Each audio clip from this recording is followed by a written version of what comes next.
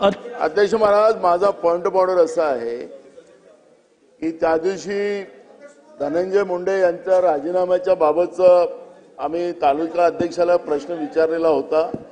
आम्हाला सभागृहात माननीय मुख्यमंत्र्यांनी माहिती द्यावी. ओ ऐका, ओ जितेंद्रजी बसा. मी त्या दिवशी प्रश्न विचारला, त्यांनी तालिका अध्यक्षांना आपल्या आता जे उठले भोळे साहेब यांनीच माहिती दिली. नाही, पहिली गोष्ट म्हणजे सचिवांचं माझ्याबरोबर जे संभाषण होतं त्या संदर्भात आपण चर्चा करणं अयोग्य आहे. ते केवळ अध्यक्षांना मदत करण्यासाठी आहेत, ते अदृश्य आहेत या सभागृहात.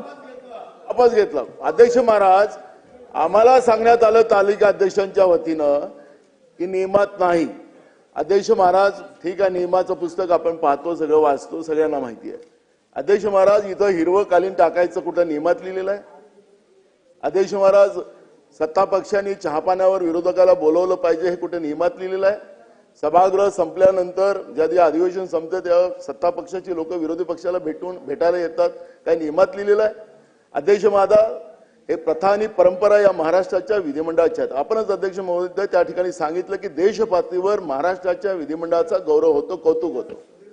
काय या महाराष्ट्राच्या प्रथा परंपरा ह्या सुद्धा त्याला महत्वपूर्ण आहेत का? मुख्यमंत्री महोदयांनी या विधानसभेला या सभागृहामध्ये यांच्या मंत्र्यांचा जो राजीनामा झाला त्या अवगत करायला नाही पाहिजे? ही काही प्रथा परंपरा नाहीये. आणि म्हणून अध्यक्ष महाराज, माझी आपल्याला विनंती एक.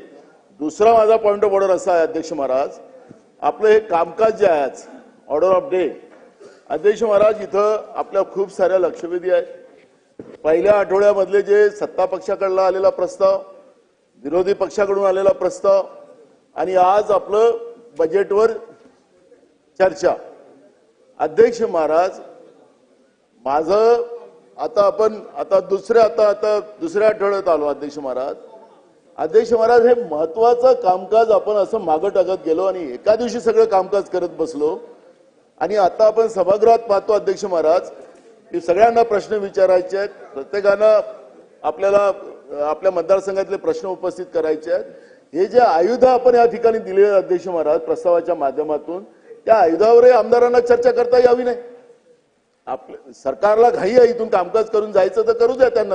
अध्यक्ष महाराज, करा ना, ते एका दिवसात करून टाका सगळं. बजेटची सगळं मंजूर, प्रथा परंपरा मोडून टाका. अध्यक्ष महाराज, तुम्ही आमचे संरक्षक आहे. तुम्ही आमचे संरक्षक आहे अध्यक्ष महाराज. तुमच्याकडून आमच्या अपेक्षा आहे. सरकारकडून काय आहे की नाही आता त्याच्यावर आपण आता बजेटवर चर्चा होईल त्यावेळेस बोलू. पण अध्यक्ष महाराज, ह्या कामकाजामध्ये सुधार झाला पाहिजे. इतकं घाईगर्दीनं कामकाज आपण पुढे न्यायचं. परवा आपण पुरवणी मागण्यावर 4:30 वाजताचं गिलोटिन ठेवलं होतं आणि आपण 5:30 वाजताचं, आणि आपण अध्यक्ष महाराज त्याला पूर्ण रिव्हर्स करून टाकलं.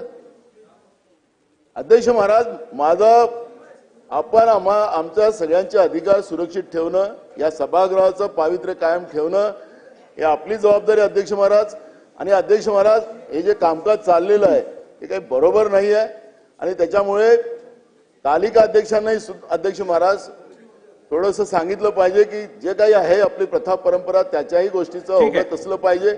आणि अध्यक्ष महाराज, माननीय मुख्यमंत्र्यांनी या ठिकाणी धनंजय मुंडेंचा राजीनामा जो झालेला आहे मंत्री महोदयांचा, ते आज मंत्री आहेत की नाही आहेत ते सभागृहाला सांगावं एवढी आमची विनंती आहे. नाना भाऊ, आपण या संदर्भात पॉइंट ऑफ ऑर्डरच्या माध्यमातून जी माहिती सभागृहाकडे मागितलेली आहे या संदर्भातलं माझं रुलिंग मी देईन.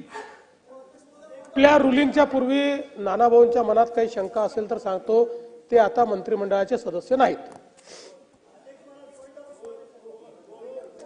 तुम्ही विचारलं ते, तुम्ही जे विचारले त्यांच्याबद्दल सांगतो, धनंजय मुंडे आता मंत्रिमंडळाचे सदस्य नाहीत.